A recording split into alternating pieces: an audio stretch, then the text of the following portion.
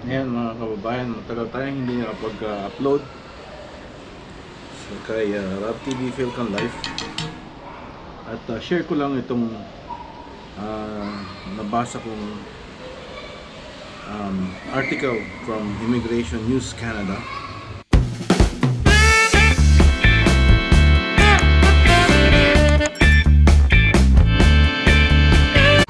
na 50,000 international students in Canada reported as no-shows. This is from immigration-news-canada.ca. So, basahin ko lang.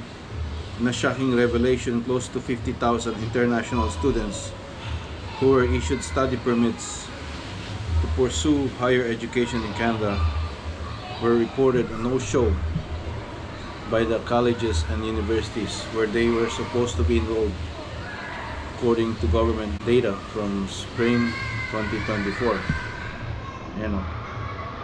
These figures representing 6.9 or 7% of all international students tracked by Immigration, Refugees and Citizenship Canada (IRCC) highlights an alarming trend that has sparked nationwide discussions about the effectiveness of Canada's international student compliance system. So the scope of the problem: in March and April 2024, Canadian universities and colleges submitted compliance reports to IRCC, revealing that tens of thousands of international students failed to adhere to the terms of their study permits. Additionally, the status of 23,514 students, 3.3% of the total, remains unreported, raising concerns about accountability within the system. So the international students compliance regime introduced in 2014 requires designated learning institutions to report twice a year on whether international students are actively enrolled and attending classes. So this system aims to identify non-compliant students and detect institutions with questionable practices. So they're putting a country with the highest non-compliance. And alam niyo na kung anong number one, India. So government data reveals that students from certain countries had significantly higher non-compliance rates. Below are the top 10 countries of origin for international students in Canada and their corresponding compliance statistics. Country of origin. Pisa natin sa India. Compliance students is 327,646. Non-compliant students, halos 20,000, 19,582. Not reported, so 12,553 ang not reported kung compliant or non-compliant.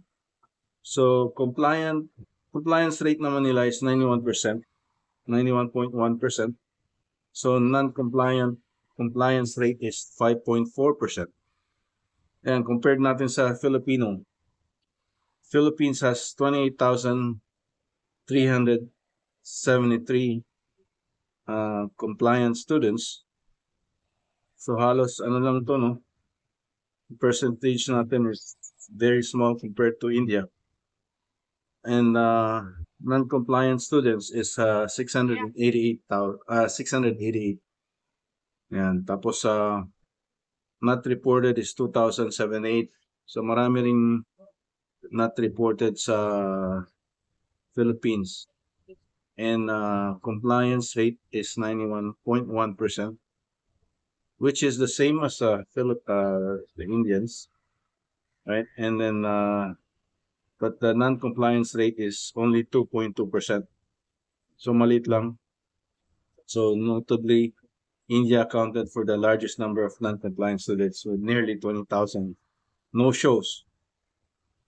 So meanwhile, the non-compliance rates in countries like Rwanda and Ghana, which were 48.1% and 31.1% respectively, raised concerns about integrity of certain study permit programs or permit applications.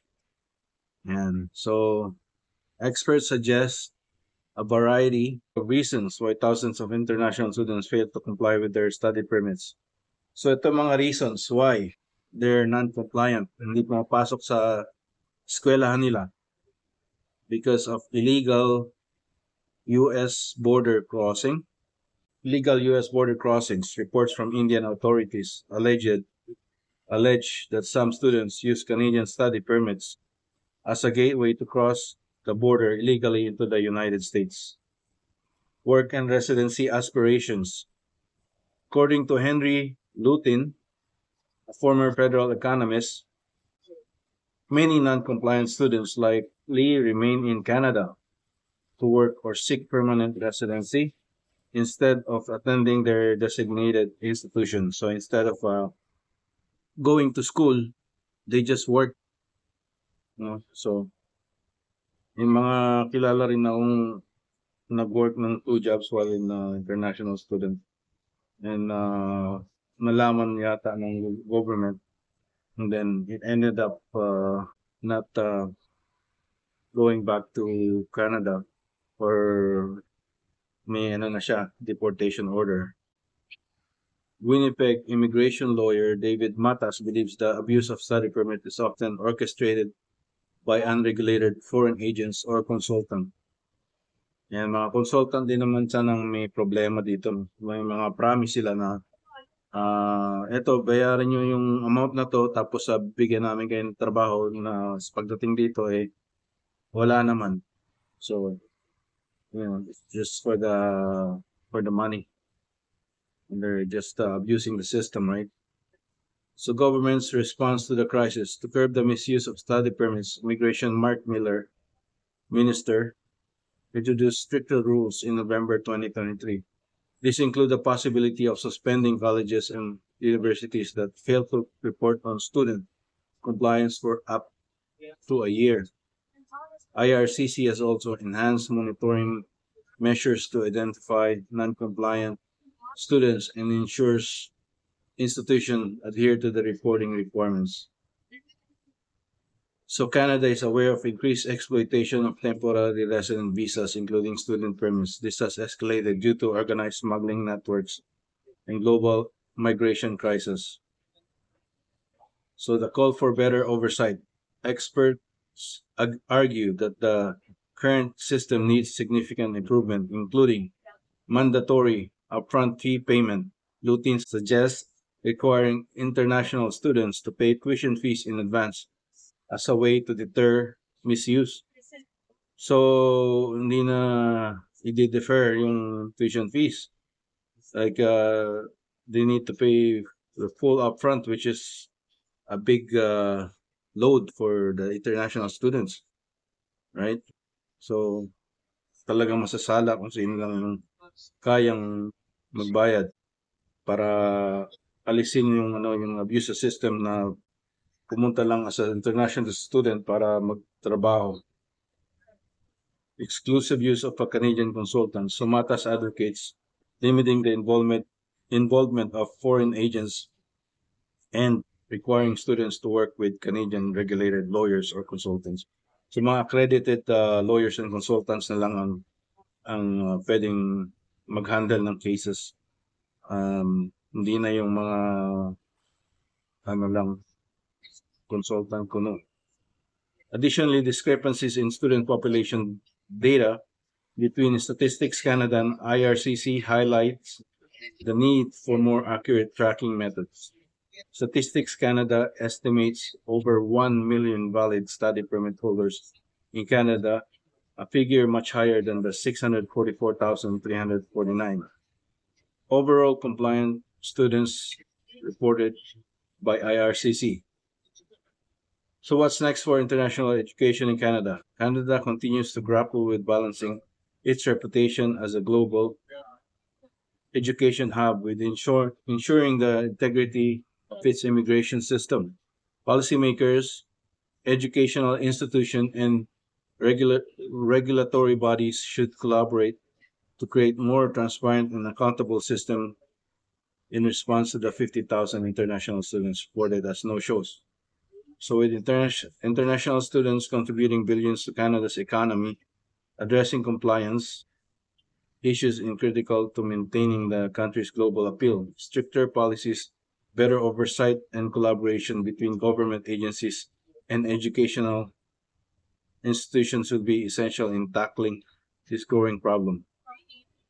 So yan, problema nga is maraming umabuso sa system. But so ngayon, Justin Trudeau is no longer in power as of maybe March 24, 2025.